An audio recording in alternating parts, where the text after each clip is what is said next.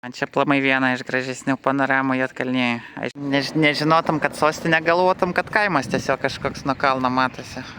Sveiki atvykę prie Niagaros krioklių. Taip, jum nepasigirdo.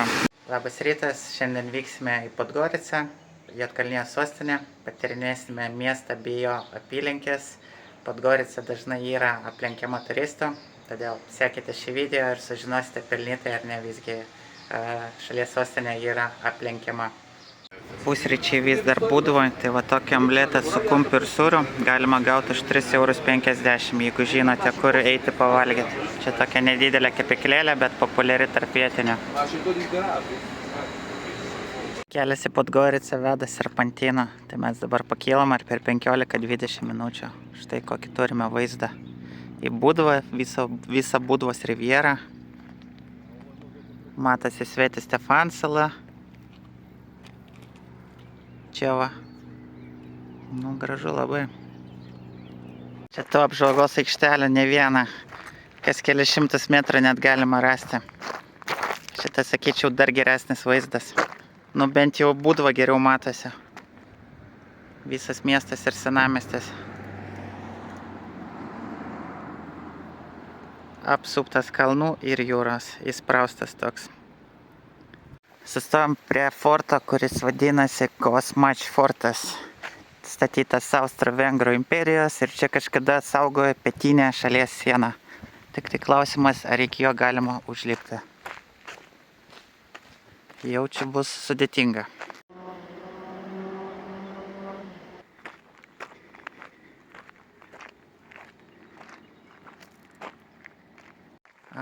Teko kaip pasiekti fortą neradau. Aišku, labiau paieškojus, manau, jisai atsirastų, bet šiandien dar daug planų. Todėl nebeieškosiu, judėsime toliau. Fortas man už nugaros gaunasi ant kalno. Nu, kaip pagalvoju, fortas strategiškai geroj vietoj, nes tikrai priešam čia užlipti ir užpulti nebuvo paprasta. Jeigu iš vis įmanoma buvo. Čia klausimas. Kelias į Podgoricą pasitinka kamščiais. Neaišku, ar čia kelių remontai, ar kas čia įvyko, bet stovam jau gal 10 minučių, visiškai nejudam. Eilės didžiulės jau susiformavusios. Matosi panorama Skadaro ežero. Vaizdai labai gražus.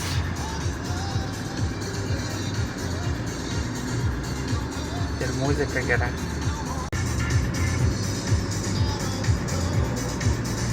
Štai prieš Skadaro ežero vaizdai. Vieta vadinasi Pavlovo strana, apžvalgos aikštelė. Man čia aplamai viena iš gražesnių panoramų Juodkalnijoj. Aišku, jų daug yra labai, bet čia į top sąrašą įtraukčiau. Dalis ežero apipelkėjęs, toks juodkalnietiškas žuvintas čia.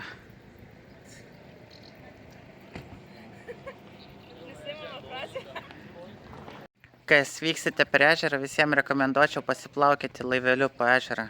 Tai beje yra didžiausias ežeras visuose Balkanuose ir vietom tikrai galima pasijausti, kaip plaukiotumėte jūroje.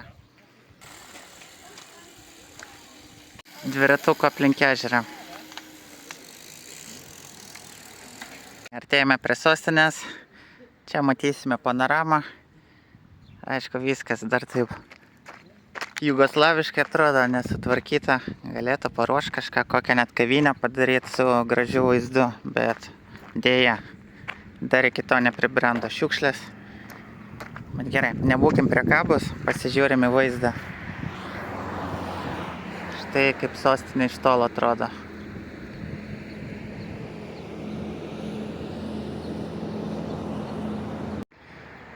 Miestas iš visų pusių apsuptas kalnų, todėl vasarą čia būna labai ir labai karšta.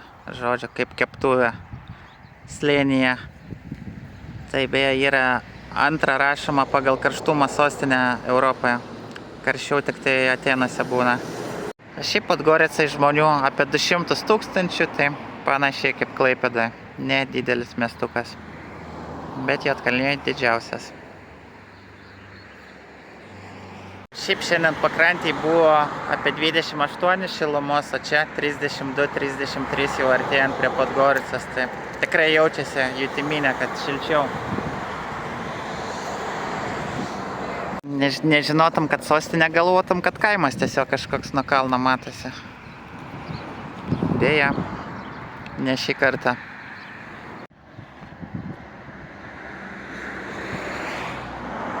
Sostinės pakrašty yra vienuolynas, kuris vadinasi Daibabe. Viskas atrodo gražu, sutvarkyta, atidaryta. Tik tai klausimas, ar mus įleis, nes su šortais. Šiaip, kiek žinau, vienuolynuose prašo, kad keliai ir pečiai būtų uždengti, bet pasižiūrėsim. Labai graži ir sutvarkyta aplinka atrodo. Auga visur aplinkui alyvmedžiai.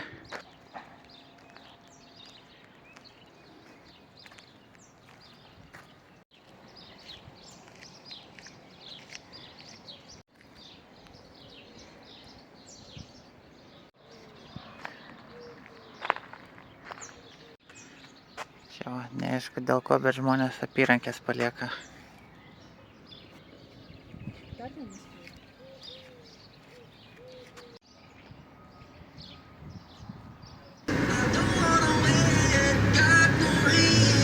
Sveiki atvykę prie Niagaros krioklių.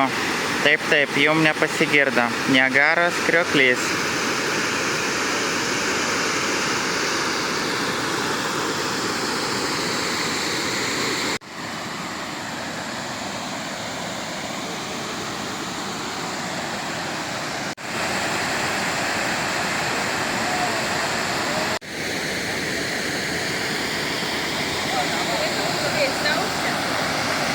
Aha.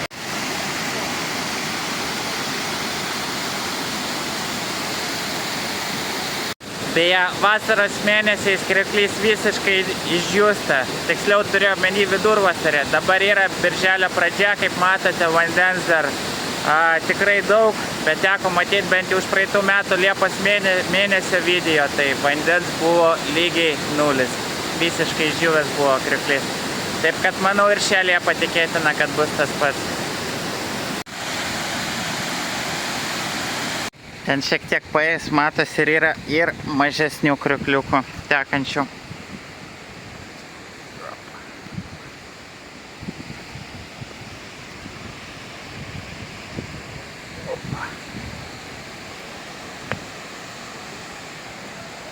Gera vieta maudynėm. Jūros Podgorica neturi, bet nors krioklius turi.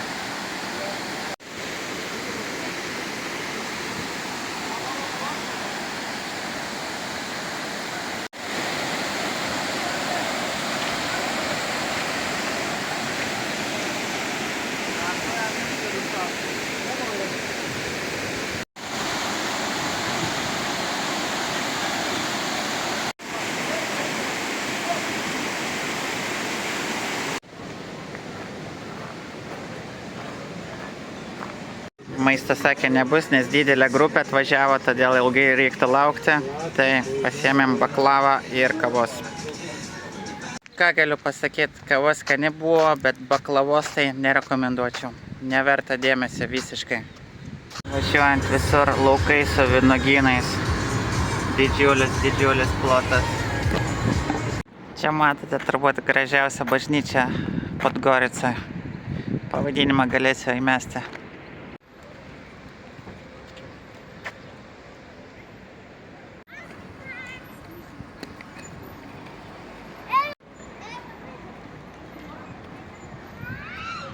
Labai gražus vidus šitos bažnyčios. Paveikslai, tiksliau piešiniai ant sienų. Neeilinis vaizdas.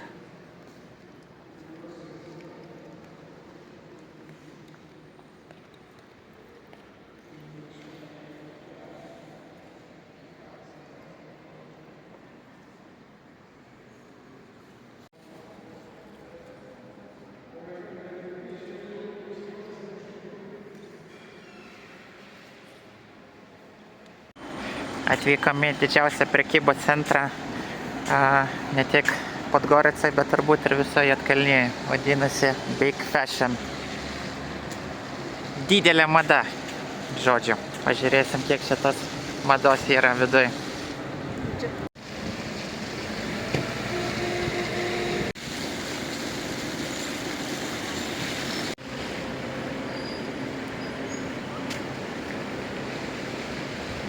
Nu va, kaip viduje atrodo, viskas modernu pakankamai.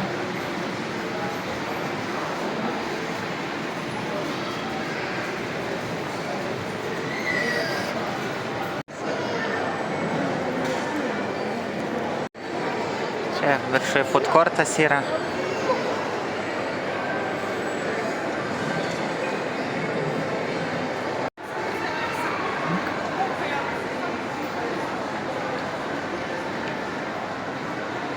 Nu, ką galiu pasakyti, pirmas vertinimas. Šiaip prekybos centras atrodo didelis, modernus, nemažai parduotuvų, bet kažko ypatingo kol kas nėra. Na, toks eilinis, sakykim, Akropolis gaunasi.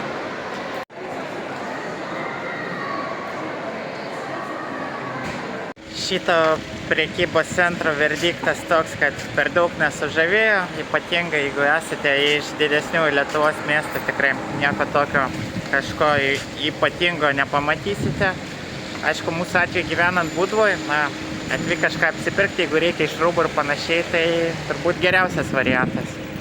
Bet turistui nemanau, kad čia verta būtų važiuoti ir nelabai rekomenduočiau iš tikrųjų.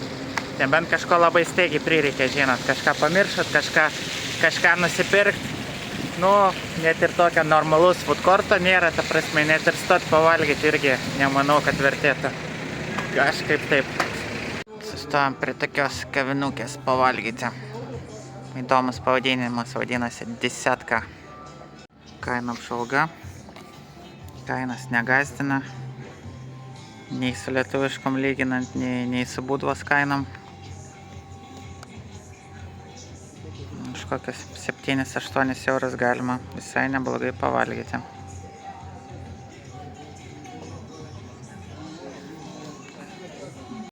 Gėrimo meniu.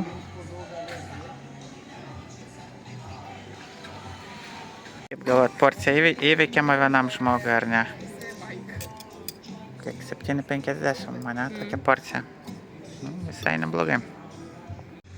Nu, maisto buvo labai daug, per didelę porciją. Bet aš įveikiau, kolegė ne visai. Pasidavė. Liko pusantros čevapė dešrelės neįveikta. Ne, 2,5. Žodžiu, ne taip viskas paprasta. Reikia daug ištvermės, kad tokią porciją įveikti. Juodkalnijos universitetas. Kaip supranta, šitas pastatas atrodo neypatingai sutvarkytas ir restauruotas. Tvarkos trūksta. Čia va matote universiteto parkelį. Kolegė augalų specialistė vardina, kokie medžiai čia. Ką mes matom? Liepos, čia klevas, kas kur dar? Kas? Nu, palmę tai pažįsta visi. Kur maumedis? Ok, kas dar? Pušys. Ir kažkokių daug visokių nepažįstamų dar yra. Tai universitete ar paminklas yra. Kažkokiam tai dvasininkui atrodo, vizualiai bent jau. Du skirtingi pasauliai vienas kito šalia. Socialistinis ir modernusis.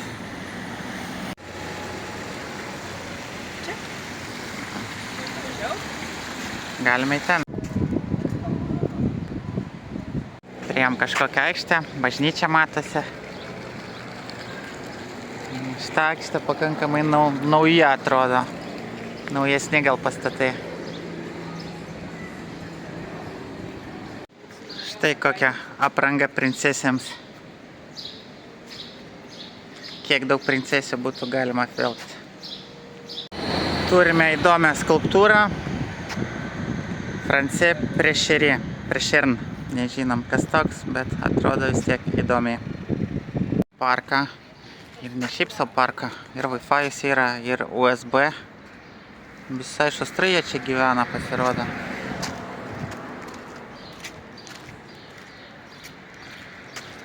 Šiaip įspūdis vaikštant po Podgoricą toks, kad daug žalumos, daug medžio, daug parkų. Nu, vasara turbūt padeda šitam karščiausiam mieste Juodkalnijos keptuviai. Tai vis galima kažkur pavėsį pasislėpti.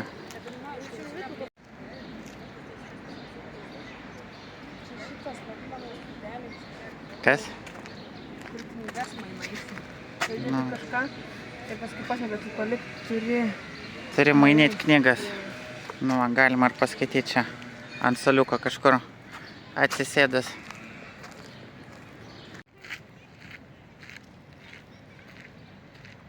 Iš vieno parko papuolame į dar vieną parką. Čia įėjimas. Na va. Va kaip atrodo išmanusis sauliukas Smart Bench. Ateinat, atsinešat laidą ir kraunatės telefoną. Yra Wi-Fi'us. Visai neblogai. Štai čia prieiname Petrovič pilį arba Petrovič rūmus. Tai buvusio, beje, vienintelė Juodkalnijos karaliaus Nikolos žiemos rezidencija. Tais laikais, kada jis buvo karalius, sostinė buvo Cetinėj, o čia tiesiog buvo žiemos rezidencija Podgoricoje.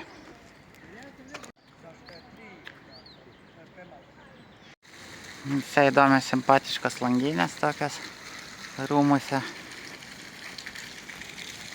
Fontanėlis, šaltinėlis teka, toks juokingas. Nelabai rimtas. Kažką purškia. Ir koks šulinėlis irgi.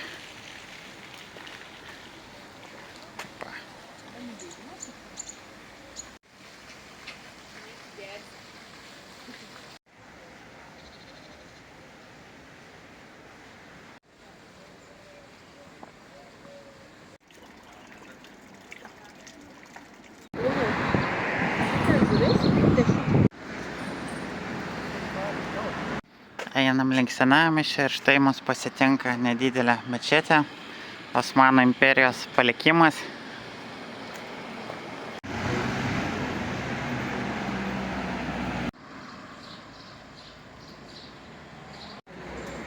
Dar vienas Osmanų imperijos palikimas, laikrodinis bokštas arba clock tower. Tai kažkodėl laikrodžio nesimato, išlupo kažkas. Podgorica smarkiai nukentėjo Antro pasaulinio karo metais, miestas buvo smarkiai subombarduotas, rašoma, kad šitas bokštas nenukentėjo.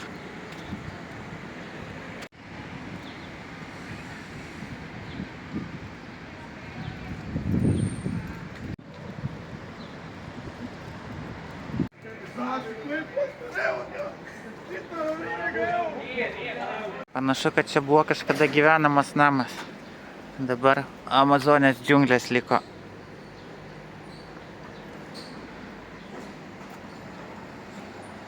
Čia va yra vienas iš seniausių namų visoje Podgoricoje, pastatytas 1630 metais.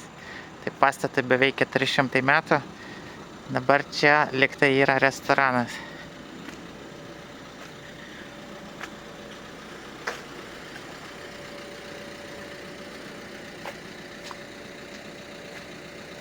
Čia reikėjo kavos išgerti iš tikro. Va, kokios senamiesčio gatvelės.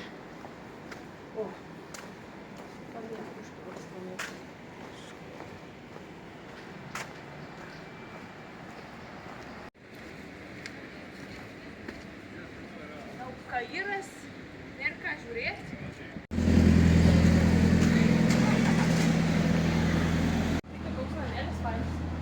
Aha.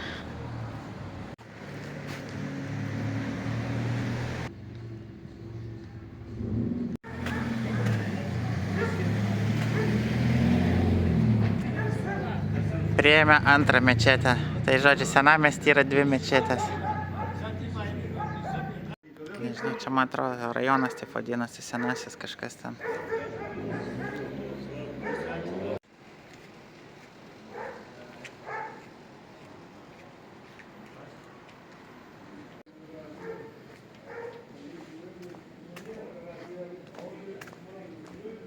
Nu, šiaip ką galiu pasakyti dėl senamiesčio, tai pakankamai įdomus, tikrai verta pasivaikščioti. Tas toks turkiškas stilius, mečetės, tas vienas iš seniausių namų, laikrodinis bokštas, yra ir jaukių kavidukių. Žodžiu, visai verta vietą porai valandų skirti, turbūt, sakyčiau taip. Vietinė koncertų salė.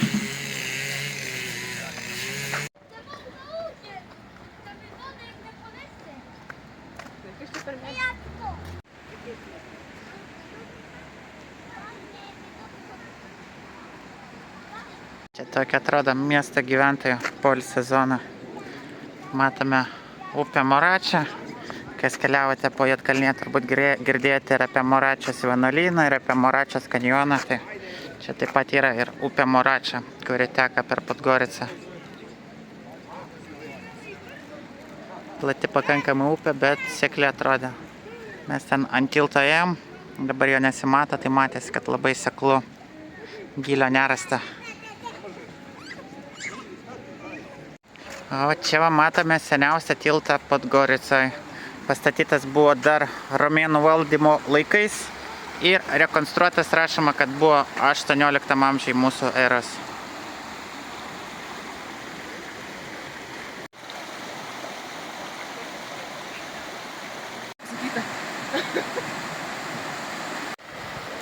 Vargšai kojytė sužeista. Tai širdį nenori jo paimti. Man į lagaminą reikia dėti tada.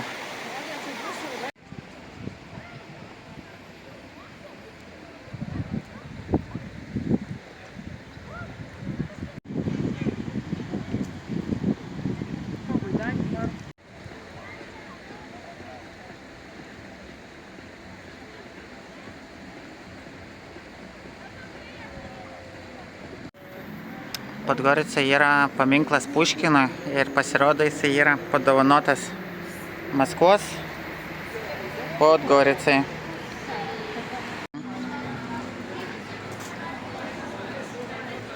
Atėjome į Nepriklausomybės aikštę, ruošiasi kažkokiam tai renginiui ar koncertui, matosi.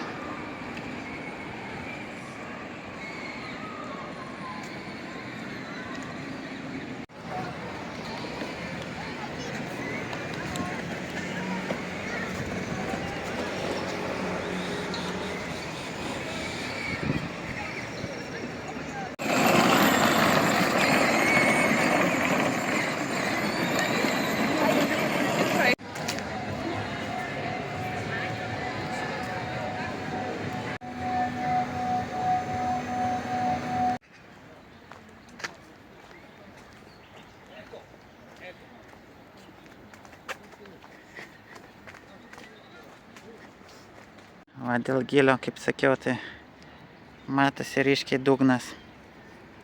Gylio nežinau, iki kelio net nėra, gal net mažiau, iki gurniukų. Pakankamai populiarus tūkstantmečio tiltas, Millennium Bridge.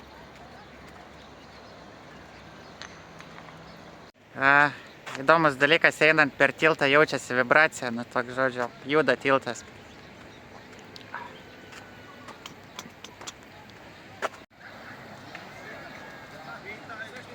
Va, koks fainas baras. Besisupančios kėdės. Kokteilių pasirinkimas. Kainos pakankamai draugiškas atrodo.